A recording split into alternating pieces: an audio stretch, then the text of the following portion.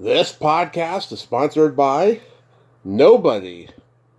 Hey there, everyone. This is Karen Richmond. I was Gidget in the 80s, and I played Greg Brady's wife on The Bradys. And you are listening to Tommy Throwback Kovac on Splat from the Past. Hey, Tommy, you got a good joke for me? Hey dudes, welcome to Splat from the Past, the only 80s themed horror and sci-fi show where things can get totally radical. Now, I am so excited for today's show because I will be talking to Sydney Penny.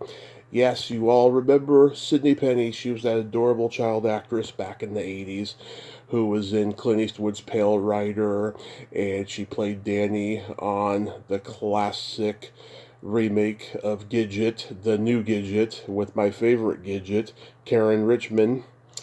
And she guest starred on everything from Fame to T.J. Hooker. She was in a Grizzly Adams TV movie, The Capture of Grizzly Adams.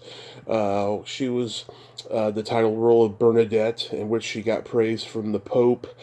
I mean, she has done so much great work. A Twilight Zone reboot episode, and she just wrote her first book, A Place to Stay, which is a novel, and it's going to be an honor to have her on the show today. I cannot wait.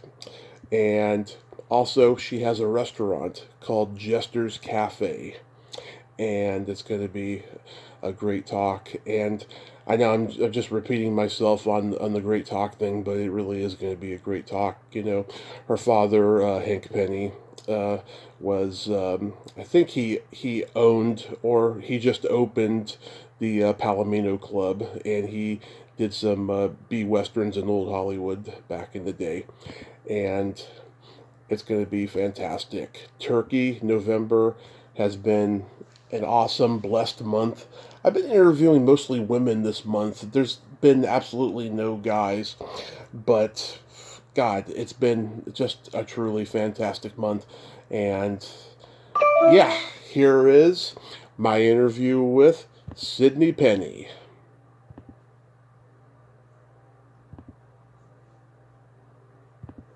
Hey, Sydney, welcome to the show. How are you today? I'm super. How are you?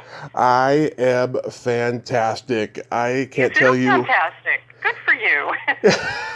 I can't tell you what an honor this is. I've been a fan forever, and I thank you so much for coming on today. Oh, it's my pleasure. Thanks for asking me. Absolutely. So let's start with the book, A Place to Stay. I read the Amazon sample, and I will eventually read the whole thing. This is the story, it seems to be, of a blue collar woman who lost herself and tried to find herself. Pretty much is this autobiographical in any way? No, except she's kind of quirky, so I have to imagine I did draw some of her strange interpretations from my own random thoughts. She's Teresa Goodacre is her name, and she kind of gets it all wrong and then gets it really, really wrong by marrying the wrong man. Right. And somehow that choice changes her life for the better in a very kind of fun, adventuresome way. What made you want to start writing so late in the game? Well, actually, I started writing this 22 years ago. But like a lot of first novels, it takes a long time. But in fact, in my case, it took so long because I didn't realize I was writing a novel. I had just sat down one day in a coffee shop, and I don't know what I was doing. I was writing maybe a character study or a short story or just having fun. Mm-hmm. And I enjoyed it, and then probably about, a month later, I was like, oh, I should reread that. And I was like, oh, that's kind of fun. And literally didn't do anything with it for maybe a year, and then wrote a little bit more. And then a couple of years later, I had a little bit extra time, so I was like, well, maybe I will just start writing and see where it goes. And little by little, I kind of realized I am writing a novel. Okay. Yeah. So then I just kept slogging along, and I learned how to set some goals for myself and get a chapter finished and don't go back and start editing. Just keep writing until finally I got really committed to it and sat down and finished, probably the last third of it in the space of a few months. And then just kind of sat there and said, well, now I have a novel and I have no idea what to do with it. Yeah. And so then it was another few years before I kind of committed to you know what, I'm just going to self-publish it. Because I didn't want to go through the whole process of looking for an agent, which apparently is a miserable task, as well as looking for a publisher. So there you have it. Yeah. Do you find that over time the book just got better and better, and that you really added a life experience to the book? Well, I think so. I think it's kind of interesting that it was written in my life over my 30s and 40s, basically. And that was I was a little bit older than my main character. Mm-hmm. And so I did get to kind of deepen, I think, some of her experience because I suddenly had more to offer when I went through and did a second pass. But really for me, I don't know if a reader would see it, but for me, I can look back at it as almost like looking at the strata of the earth, over the millennia.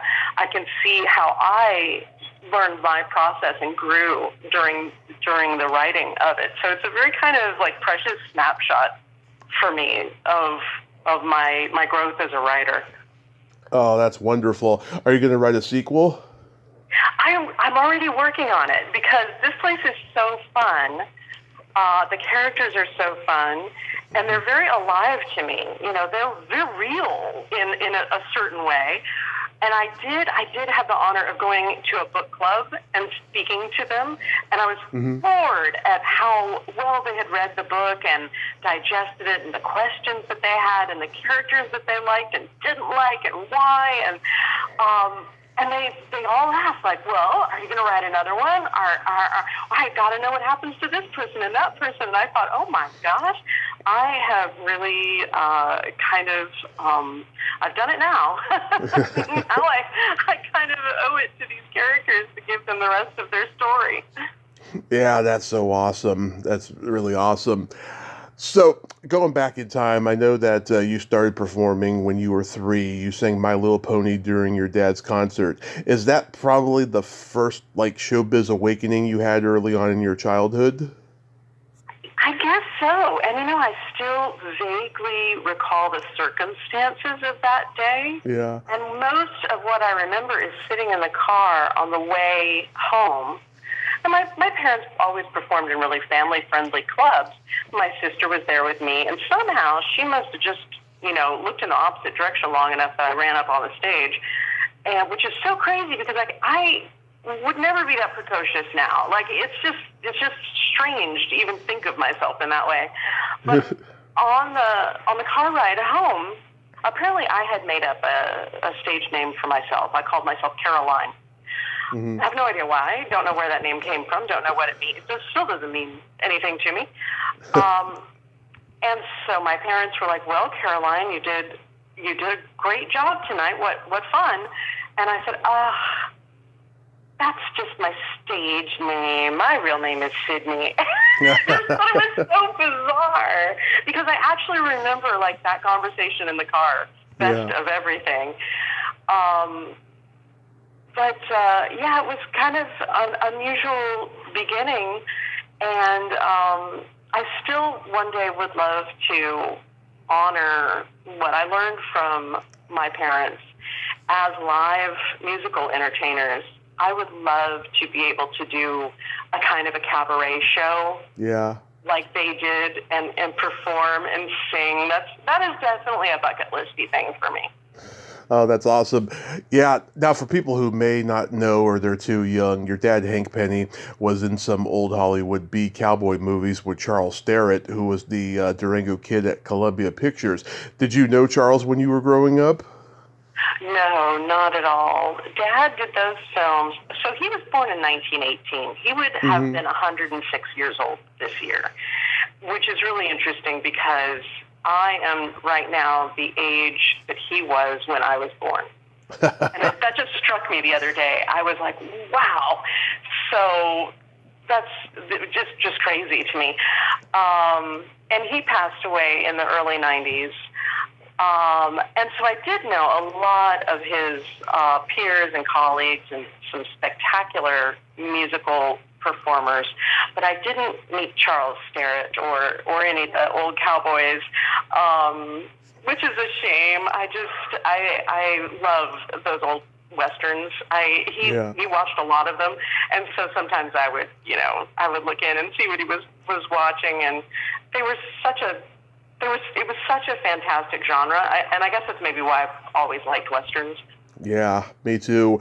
It's a Kovac family trait, as a matter of fact. Fun. Yeah, and your dad, did he own or open the Palomino Club? Yeah, actually, he and two partners opened the Palomino Club. I think it was 47 or 48. Yeah.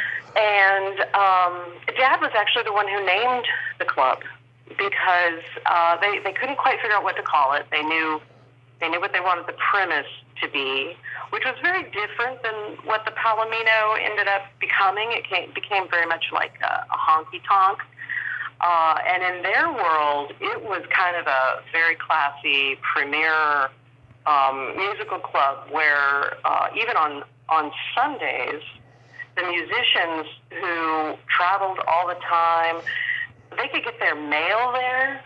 Yeah. And they would close the club, and on Sunday night, they'd have a big dinner just for their friends and musicians, like fried chicken and biscuits and gravy and, all of that. And then they'd just sit and jam on Sunday nights.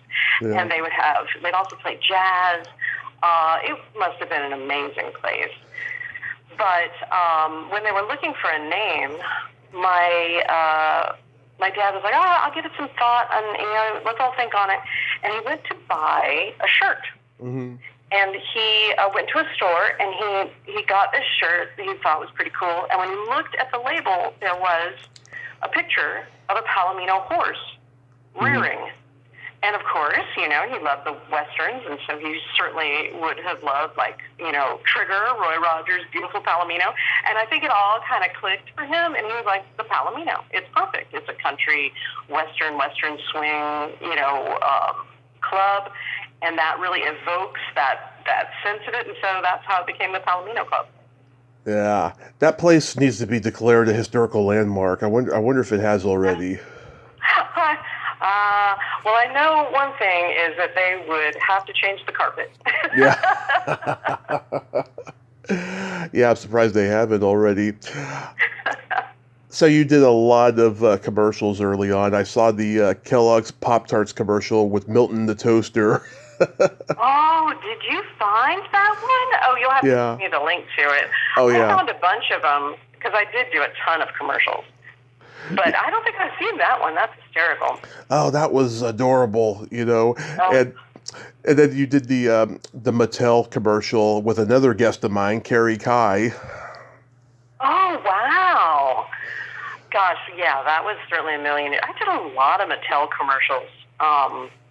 There was just a little period of time where I did a lot of things, like for First Alert fire alarms and Burger King and McDonald's and Shout, where they shot ketchup at me. Yeah. I did a Spam commercial where I had to sit in a tree like a real tomboy and bite into a Spam sandwich that wasn't heated. Oh my God! So there was a trash can below me. So every time I took a bite and chewed it, like, oh, this is the best thing ever, then I could spit it into the trash can right below me.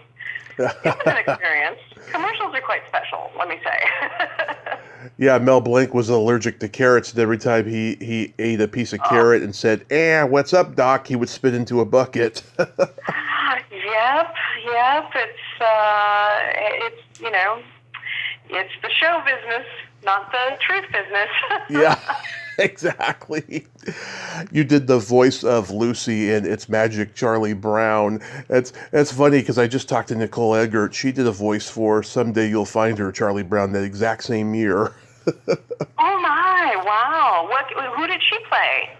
She played some random girl that was in the cartoon. They didn't have all the characters in that particular one. Right. It was Charlie, Linus, I think Snoopy and Woodstock, and then a couple of random characters, and she was one of them. Oh, isn't that fun? Yeah, I have a hard time finding It's Magic, Charlie Brown. All the other ones seem to show up, but that one doesn't seem to show up amongst them. But that was just, I knew at that time, having grown up with Peanuts, of course, I knew how iconic that was. I was so thrilled. I was like, I get to pull the football away and pretend I'm disgusted by Snoopy kissing me. I mean, she was one of the best characters ever. Loved her. Yeah, she's a good one. Yeah, Phil Roman, of course, directed that. I had him on years ago. He's one of my favorite interviews. He said something that brought a tear to my eye. I asked him what he thought about CGI animation, and he said, there's nothing like the magic of a paint and brush. And I agree so much. Old animation is just wonderful. Oh, completely agree, especially having friends who are animators. And just, seeing how they create each and every cell and how their mind has to do all of what we ask these machines to do. How do you show that movement by elongating the form in a certain way? It's just mind-blowing to me. Well, I think the pendulum swings, and I bet that we're going to see a lot of alternative to CGI and AI and everything else, because that's just how it works. It's like going back to listening to phonograph records. You want to hear that little scratch, and every 5 songs you got to get up from your chair and turn the album over. Yeah, I hope we do, because right now the AI thing is pretty scary, I'm not scared by it. It's like my son says that AI is kind of like your cousin Larry. He knows a lot of stuff, but he doesn't know what to do with it. Yeah. So That's brilliant. I was like, I love you, Gen Z. Thank you. That's a brilliant kid you got there. Yeah, I think so. I love The Time Crystal. Such an awesome TV movie, and it was directed by Ron Howard. Oh God, what was it like working with him or so early in his directing career? Well, absolutely spectacular. He was so prepared, of course, by all of his years in television, and just because he has he's very special, obviously. No one lasts as a director as long as he does and has the accolades without really just getting it. And one of the things I think was most impressive was just how he wanted to set the right tone on the set from the very beginning. So everyone knew exactly what he was hoping to achieve and what was expected of them, not just from their work, but also for the atmosphere that he wanted to create. We were making a family film, and he brought everyone together, all the crew, everyone, and said, please stop work for a moment. I just want to thank you for being here, and I want to remind you that we're making a family film, and we have a lot of children and their mothers and parents on set, and I just ask you all to be very respectful of that and watch your language, and let's make a great movie. And, I just think that was so remarkable. It was a very, very fun and delightful shoot. Yeah, I've talked to Olivia Barash and Robbie Rist. They had good time on it, too. Oh, yeah, of course. Absolutely. Yeah, the cast was great. I enjoyed all the kids. They were all older than I was, so I really felt like, wow, I'm getting to hang out with the cool kids. Yeah, you and Chris Barnes worked well together, and I think this was the last thing he did before he got out of the business. Yeah, and what was really cool is I saw him many years later. I mean, probably about 15 years later or so, just randomly. And he was just delightful, just as lovely as I remembered him being, and it was really nice to get to run into him again. Yeah. Oh, I bet his parents loved the fact that no one was allowed to swear on set because they didn't allow him to be in the third Bad News Bears movie because he swore so much in the first two. Yeah. I think it's really a blessing if you have parents that look after you and care for you. Yeah. And then, let's see, you were in the capture of Grizzly Adams. Was that fun to do? Oh, gosh, that was tremendous. I love riding horses, and there was a lot of that in the movie. And as a matter of fact, the horse that was Grizzly Adams, the one that we rode, we ended up buying and taking home with us. Her name was Star, and she was a beautiful Appaloosa. Had her for many, many years. Nice. Yeah, I talked to Dan Haggerty's niece a couple years ago, and she told me, he was exactly what you saw on screen. This warm, kind, loving guy. You didn't want to cross him because he'd be really scary if you crossed him. And he had a much darker, wild side to him. But essentially what you saw on screen was him. Oh, well, I only saw the very kind and gentle side. We had a lot of fun. He always liked to laugh, and he was very dear and sweet to me. And I can't think about that shoot and him without thinking of us sitting in the forest, like around a campfire kind of situation, with the bear who played Ben. Yeah. That was actually a woman. Well, not a woman, but a girl bear. Yeah. And sitting there and, just normal as anything, sitting there filming a movie in the woods, sitting there with the bear, feeding the bear raspberries. Just really unusual. Not anything I ever expected to do and probably will never do again. Yeah. You were on a really good episode of Fame. How was that experience? Oh, that was wonderful. I learned so much on that shoot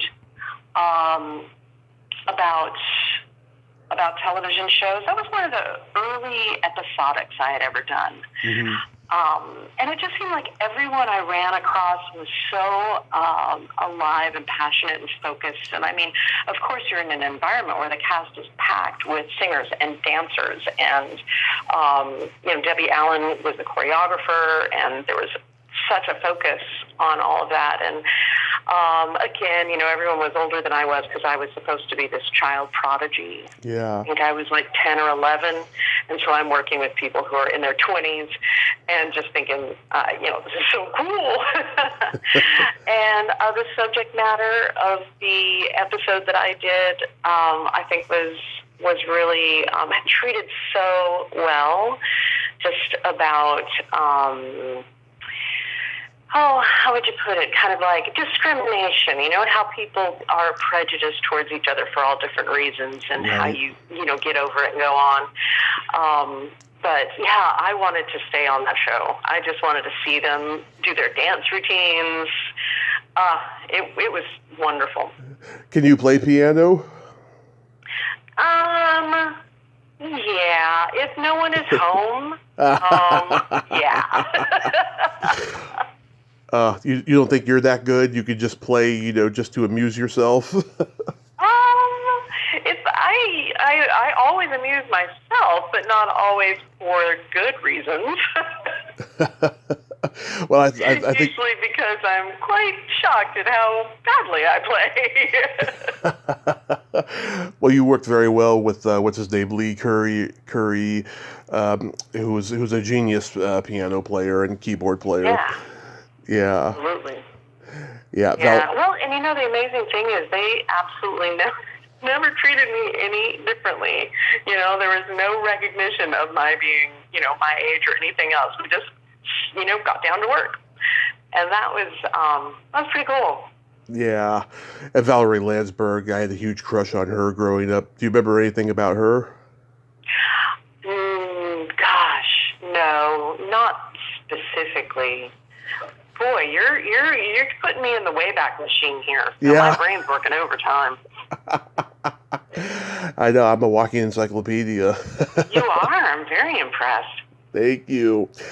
Yeah, you did that episode of TJ Hooker where you have the bird. Yeah, the mumbler, because that's what they call people who keep pigeons. Yeah. They're called mumblers, which of course I didn't know before I did that. Yeah. Oh my God, what was it like working with Shatner? He is a hoot. I just love him. He is absolutely so great.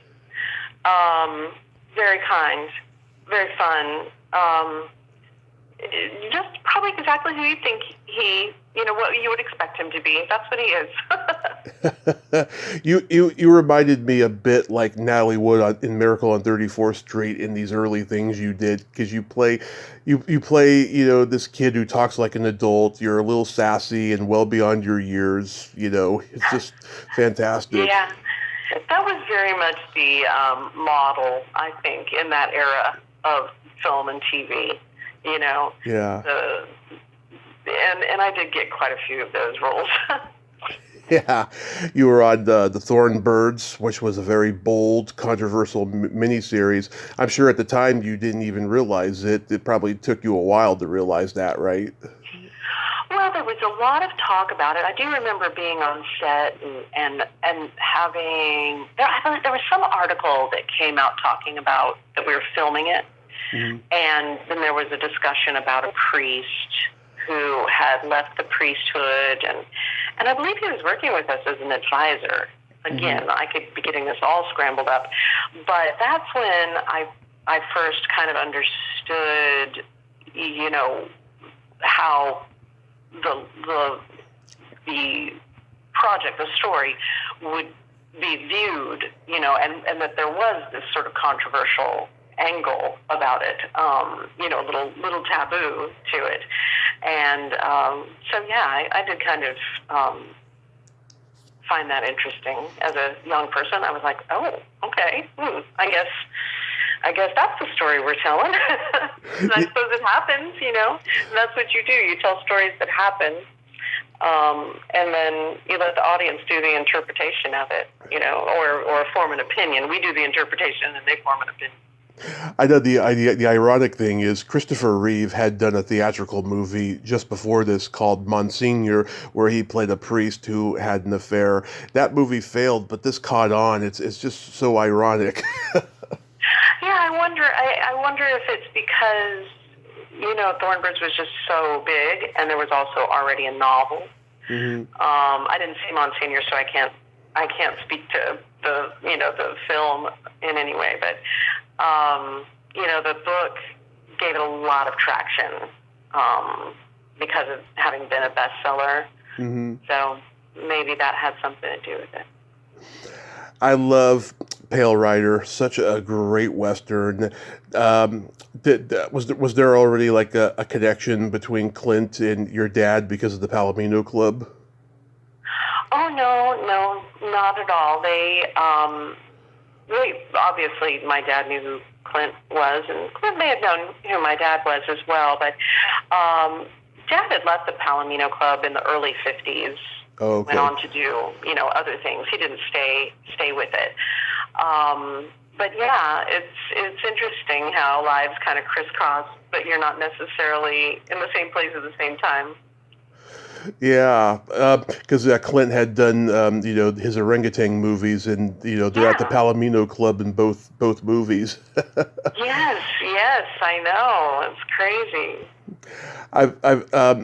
So I heard that Clint likes to shoot fast, and he's very organized. He likes to. He always finishes like ahead of schedule and everything. Was that the case with this movie? Yes, it absolutely was. We would do, 2 or 3 takes. And I think they came in about, it seems incredible to say, but like a day and a half ahead of schedule and under budget. It's just unheard of, completely unheard of. So I know the wonderful and hilarious Jeffrey Weissman.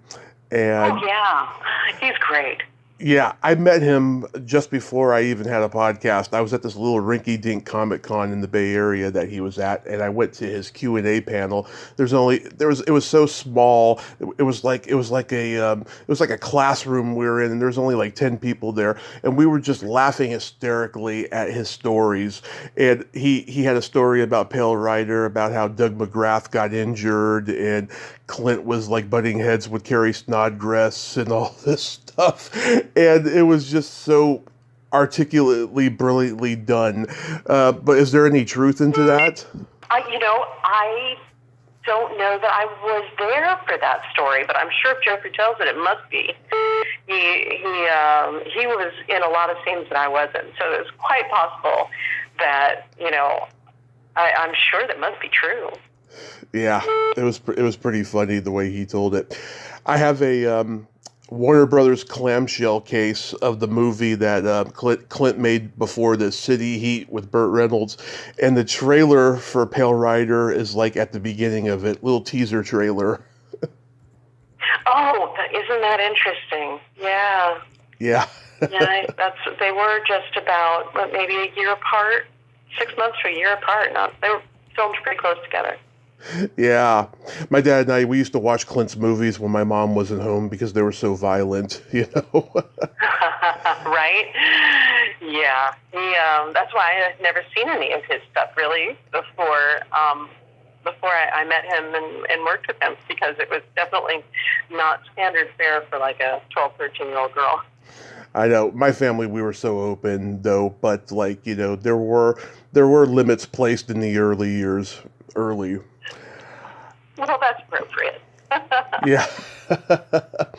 You did 2 TV movies with Martin Sheen, The Fourth Wise Man and News at 11. What's he like to work with? Oh, he's a very dear man. I saw him, oh gosh, it must be quite a long time ago now. I probably haven't seen him in about 15 years or so. Mm-hmm. And he was exactly the same, just so sweet. Gave me a big hug. And the first movie we worked in together, let's see, I guess News at 11 was the first one that we did. He played my father. Just so solid, so solid and so deep. He has that gravitas mm-hmm. that I think is just so natural with some people, but also, he has a great sense of humor. Mm-hmm. And then The Fourth Wise Man is one of my favorite little movies, and that was a fun character for me to play. I mean, fun. She ends up being sold into slavery, and he purchases her with a pearl that he's been carrying around, because he's hoping to go and see Jesus, mm-hmm. because he's been trying to get to meet the Messiah since his birth, but he keeps getting waylaid by having to do all these great things for people. And so mm-hmm. when he finally meets Jesus, he's already carrying his cross. And so it's a beautiful parable. It's quite a great story. But there's everyone in the world is in that movie. Alan Arkin and Eileen Brennan, and it just goes on and on. I think Richard Libertini is in it, and he was great. Yeah, it was quite a spectacular cast, and so well shot. It really is a great little movie if you haven't seen it. I haven't seen it, but yeah, that is a great cast and stuff. Lance Kerwin, I see. Greg Malavy, I love him. I've had him on here twice. Right on. Yeah, Jerry Hauser, James Ferrantino did the voice of Jesus. Wow, that's a great lineup. I'm telling you, it's really a great movie. Harold Gould, wow, I loved him too. So I'm a lifelong Gidget devotee, and Karen will always be my favorite Gidget. I've had her on here 3 times, and we've gotten to be great friends. She loves my dirty jokes, and I can see that.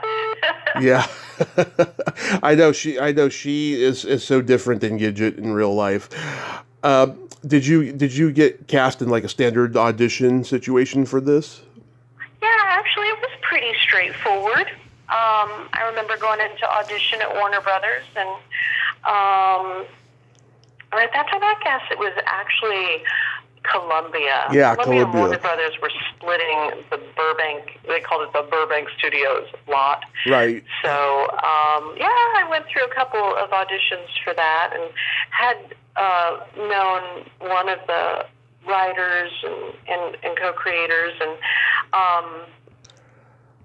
and then, it was such a delight to be cast in it, and it just, I was 15 when we started, just could not imagine a better way to spend, 2 or 3 summers of my mid-teens than doing that show and going to the beach, and it was really, really, really fun. Yeah. Oh my God, you were perfect for the role because you looked like you could have been on the Sally Field series or even the Sandra Dee movies. You had that old-timey teenager look. Yeah, well, with the 80s hair, Yeah. Totally. There's the occasional bright neon outfit. there's a YouTube channel called Classic TV Rewind where they. I know it. Yeah. I check it out. They keep dropping new episodes, and Yeah. I'm like, oh, why do they look so good? My old VHS copies are so gray and torn and gross. I'm so excited every time they put a new one out. I never even got to tape them back in the day. That's one of my big regrets. But yeah, I'd watch it on. We had our local Fox affiliate in the Bay Area, KTVU Channel 2. They would show the new Gidget, and then they would show the new Monkeys after. The new Monkeys. Wow, how did I miss that? I'll have to look that one up. Oh, you don't remember the new Monkeys? Karen told me that they filmed on the same lot. She knew those guys. That's crazy. I must have been, doing my school. I never got to do anything, it was either work or school, work or school, work or school, work or school. Yeah. So they'd all get to hang out and do stuff, and, I had to still be a teenager. I've had one of the new Monkeys on here too, and he loves Karen dearly as well. What was it like working with Lily Hayden? Oh, Lily, she's an amazing talent and a fun person. We had a good time. Yeah. She had a tremendous sense of humor, and she's beyond gifted with her violin. Oh, yeah. It's been really fun to see where she's gone with her musical career, and I'm very proud of her. And I have no right to be. I guess I should just say I'm pleased for her. Yeah, she's coming on when her next album comes out, I believe in February. Oh, sweet. Well, tell her I said hi. Of course, I'm looking forward to it. I was a big fan of her mom, Lotus Weinstock, who was a comedian. Sure. Yeah. Yeah, I remember there was one episode you guys did where the two of you are trying to come up with, what your future plans are, and Lily says, "Is sex object one word or two?" Oh my God, I know. She had the best lines. Absolutely the best dialogue, because she could just deliver that punchline, Yeah. How about Bill Shallert? Bill, he was great. He's a quirky fella. He would drop in on us probably once an episode for a day or so, and he was Grandpa, Yeah, I know he wasn't there that often on the show, I've come to realize. But yeah, I mean, come on, Dobie Gillis, Patty Duke show, I mean, he was an icon. Totally. Yeah, he got it. He got that genre. And it was, it added that sense of, calling back to the era, to have him there. Yeah, he was in that Twilight Zone episode that you were in, but he was in the other story. Isn't that crazy? Yeah. It happens so much. I just don't, I'm always fascinated by that. Yeah. Jilly Jacobson I've had on, who played LaRue. Did you work with her at all? Yes, I got to work with her quite a lot, and she was so bubbly and lovely and sweet, and it was always a pleasure to see her. Oh yeah, she does stand-up comedy now, and Totally makes sense. yeah, Totally makes sense. Wow, I've got to try to hear some of her comedy. if you go on YouTube, there's a short film she made about a decade ago where she's annoying all her friends. She wants to go into stand-up, and she's like telling them all these cheesy street jokes, right? And Karen's in there, and she tells Karen this joke. What did the Jewish cop say to his belly button? You're under a vest, and then Karen's like screams, ah! She can't take it anymore. That's pretty good. Yeah. Do you remember anything from the episode with Jan and Dean? Yes, I do. It was really funny. Somebody asked me, I had to tell somebody the other day who Jan and Dean was because they were young and they didn't know. And I was just thinking how incredibly cool it was that actually at that time I knew who they were because I was totally into the Beach Boys and surf music, and that was just like having a big resurgence. So when they came on the show, I was like, oh my God, I'm so excited. It was very cool. And they performed, and yeah, I remember. I think everybody ended up in a swimming pool in that episode. Probably. Yeah, I talked to Dean Torrance a couple of years ago. He didn't remember anything from this episode other than he knew the producer. That's how he got on. Yeah. Well, I think they were only there for a few hours. You know, they always try to accommodate guest stars, not taking up too much of their time. So. Yeah. Do you remember any particular favorites that you love from the show?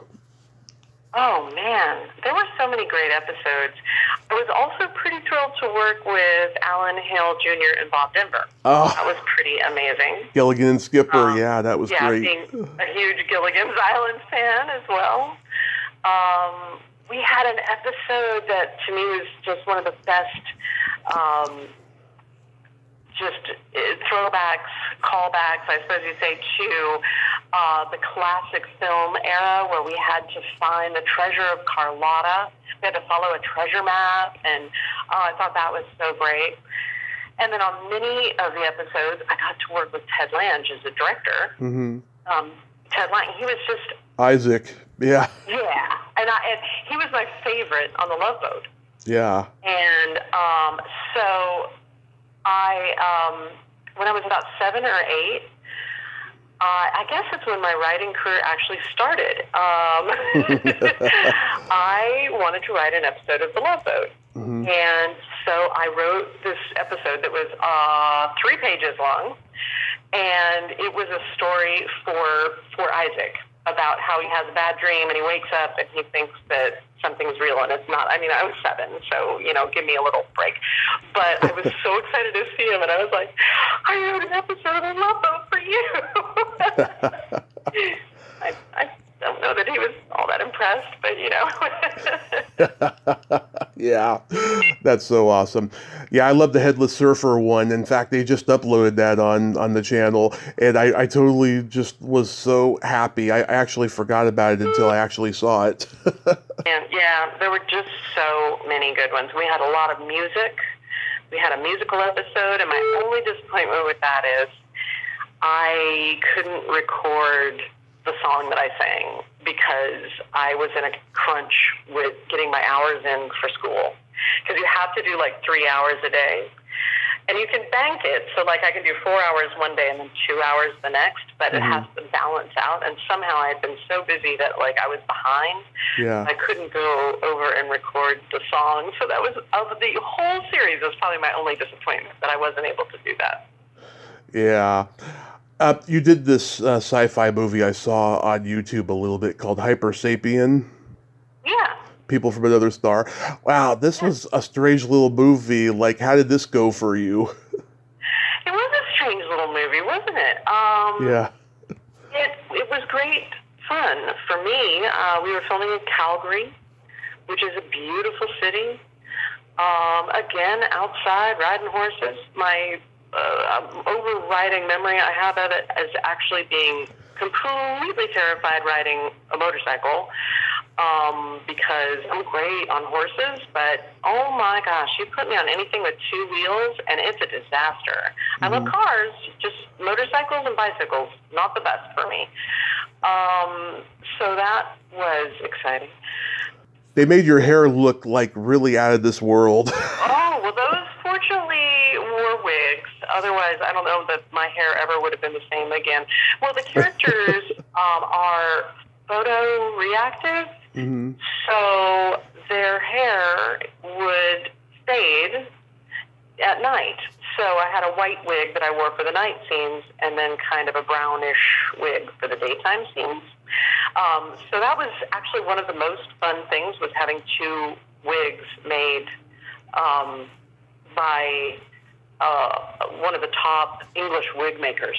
It was just really a cool process, how they measure and make sure it matches your hairline, and it's a full lace front wig. I mean, it was a spectacular thing to see how they did it. And then, of course, I thought just the imagination of the alien ship and the costumes, and there was a touch, of the makeup to give a little otherworldly effect. And the cast was all amazing. I worked with Keenan Wynn for the second time on that one. It was a really cool experience. And Ricky Paul Golden and I worked together a lot, and we've seen each other since because we both ended up doing soaps in New York around the same time. I haven't watched that in quite a while. I just remember there was one scene that we shot, and they kept doing pickups on it, and we shot that same scene almost every day for like 30 days. They'd be like, oh, we need your hand insert, or we need your feet walking, or we're I've never done a scene for 30 straight days. It was really crazy. Yeah, Peter Jason is in the movie. I've interviewed him. Great guy. I also met him. Met him in person too. He's a really funny guy. Great guy. You played the title role of Bernadette, and you got praise from the Pope for it. Oh, yeah. Well, I will say the movie was praised. I'm not going to take the praise. But yes, it was Pope John Paul II at the time, and he did watch the film and sent his appreciation and regards, which is pretty darn cool. That's nice. That's a good review to get, I'd say. Oh, absolutely. Yeah. How long were you in France for making that movie? We filmed Bernadette. It took us 10 weeks. So I was over there, for about 10 or 12 weeks. Nice. Was that like one of the best movie-making experiences ever? Well, it was definitely one of the more memorable and kind of life-changing, in that when I got there, they said, okay, here's your French copy of the script. And I'm like, oh, okay. We're going to film this in French and in English. And I thought they meant we're going to dub it into French. I was like, that's cool. French, Chinese, you go. That sounds great. Like, no. We film each scene in French and in English. That way, when we put the film into the French market, then, French, it's for native French speakers, it will look and sound correctly. And I'm like, yeah, I don't speak French. I speak a little bit of Spanish, but I don't speak French. They're like, that's okay, we'll teach you. Yeah. So I'm literally sitting in Paris, just arrived. I'm going, we start filming in like a week? They're like, yeah, we have a tutor for you. And her name was Martha. Yeah. And she was the wife of Guy Descartes, who is a fabulous, he was a count and a novelist. And she was an American who had lived in France forever and was like best friends with Gina Lollobrigida. And she spoke Italian and French and, probably a couple of other languages. And she taught me my dialogue phonetically. And after, we were working for a while, she says, you know what, I think you might as well go ahead. I'm just going to teach you French because you can do this. So as we were learning the dialogue, she was also explaining to me really French grammar and, helping me learn more about the language but I was like learning emergency French. I was immersed in it all day long, and then I had to make it look convincing in the film. And so that really is something that was one of the greatest things that ever happened, because now I'm fairly fluent. I haven't practiced a lot in a little while, but having another language under my belt has been great, because I went back and did the sequel to that film, and then I did a series that shot between Montreal and Paris, so I got to use it all the time. And it seems like every time I turn around, I'm always finding some new friend who happens to be French. It's like I have a French magnet or something. So it's been a great thing. That and learning to drive a buckboard with a 2-horse team is the other thing that I have done more than I ever would have expected. Now, you've done all these daytime soap operas, Days of Our Lives, Santa Barbara, All My Children, etc. People have told me that, like, soap operas are the hardest acting job, because you have to memorize 50 pages of dialogue a day, and there's no stopping, because if you do, you're out of there. Oh, yeah, it is. It's kind of like the Iron Man of acting, you know. You just don't get a break. It's as soon as you're done with those 50 pages, there's 50 pages for the next day. So that's very true. But it's also a muscle, you know, and when I was younger, certainly it was much easier. I would not want to try to do that now. I just don't want to. And it's also hard, because regardless of where you come in your career, how you got there. And I got to soaps because I had gone through my teenage years, and I really needed to kind of find another audience and reinvent myself. And it was a time when there weren't a lot of good roles for people of my age, you know, early 20s. Nobody cared. Everything was 30-something at that time. And so the few roles that came up were kind of few and far between. And so it seemed like something where I could work consistently and grow into a new era. And even though with everything I had under my belt at that time, people would always say to me, "Oh, you on a soap? Oh, that's good. I hear that's really good training ground for actors, so you can go on to bigger things." I'm like, yeah, kind of. All right, thanks. So, you know, no matter what, you're always treated like you're in the minor leagues, you know? Yeah. Except by the fans, who think you're, you know, amazing. And for me, it was always somewhere in between. I was like, I'm not amazing, but I'm also not in the minor leagues. I'm just a working actor. This is what I'm doing. Did you really want to win your Emmy nominations? Oh, I mean, who wouldn't want to win? But, you know, I don't know. I've never put a lot of stock in awards, really. Yeah, I think a lot of actors haven't. It's, you know, popularity BS. Definitely. So you and your husband have a restaurant called Jester's Cafe. What sparked opening that idea? Well, you know, it's just one of those things that became available. It was a place that we visited a lot, and then thought, well, you know, our son is just, at that point, he was still in elementary school, and it felt like a very grounding thing. It allowed us to have normal hours and be nearby and really get to enjoy his activities and be present for him. And so it was just kind of a nice different experience. And it has been good. It has been good. Yeah, well, if I'm ever in town, I'll come by. Right on. So real quick, we got to play by secret silly game. This is a series of silly slumber party questions. It's no win or lose. It's just pure fun. And how the game works, Sydney, is I ask you the question, you answer it, and then you ask me that exact same question, and I answer it. And feel free to comment on the answers, because they might be funny. Okay. Sydney, are you ticklish? Yes, I am ticklish. I am ticklish. Are you ticklish? Oh, yes, but if you tickled me without warning, I might hit you in the groin. Yeah, okay. I appreciate that, knowing that, in case it ever comes up. Yeah. Is your belly button an innie or an outie? An innie. I had to look. Yes, it's an innie. How about you? I also have an innie. Good for us. What color are your toenails painted? They are a lovely dark red. Love it. Yep. They are dark red. I don't know what you would call it other than dark red. How about yours? What color are your toenails? They are brown for Thanksgiving. Oh, good for you. That's great. You have a little turkey painted on one, maybe? No, just a party toe? No, just brown with clear gloss over it. Nice. It lasts longer that way. It sure does.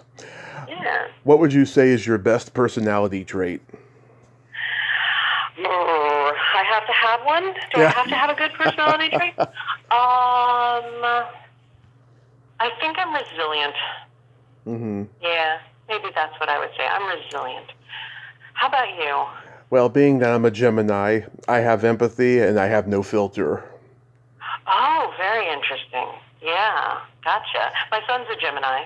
Oh, yeah? And, he's also teenagers. So my husband and I are always like, I wonder which one is going to wake up this morning. Is it going to be the good twin or the bad twin? There's never really a bad twin. There's like a good twin and a slightly grumpy twin. Yeah. Oh, yeah. I'm definitely those things. People know not to mess with me when I wake up, I'll tell you. Fair enough. And then my favorite question, is there a stinky smell that just makes you gag? Oh, yes, absolutely. I apologize to anyone who might choose this cologne, but there is some hippy-dippy cologne that smells like rotting mushrooms in the forest. And I don't know why, but it's the one that people put an entire bottle on. You know, that cologne? Mm-hmm. That's Yeah. the one. Yeah. How about you? What makes you gag? Either farts or feet. Oh, I would take both of those over this cologne. Yeah.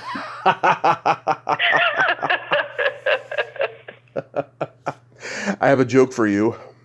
Okay. What do you call a boy that doesn't masturbate? Oh, I don't know. What do you call a boy that doesn't masturbate? A liar. You know, the best jokes are the true ones, right? They are. Sydney, thank you so much for coming on today. This has been just a tremendous honor and dream.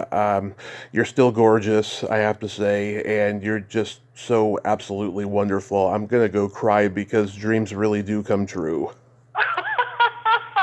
Don't cry. Oh, well, it was lovely to speak with you, and I hope we'll do it again. Absolutely. They're happy tears, by the way. You have a happy holiday season, and be safe out there. Thank you. You too. Thank you. Talk soon. Bye-bye. Bye. Well, there you have it. Sydney Penny, ain't she a sweetheart? Oh my God, she is just so full of energy and so full of life and so approachable. She's got that Southern hospitality that I just absolutely adore. I've interviewed so many Southern ladies who have that, and she's definitely one of them. I just enjoyed every minute of talking with her. She had a great sense of humor as well, like, a lot of child actors do. Well, until next time, this is Tommy Throwback Kovac saying there's no shame in living in the past because the present sucks. Later, dudes. She just keeps on getting better. I'm so glad that girl is mine. Okay, I'll stop now.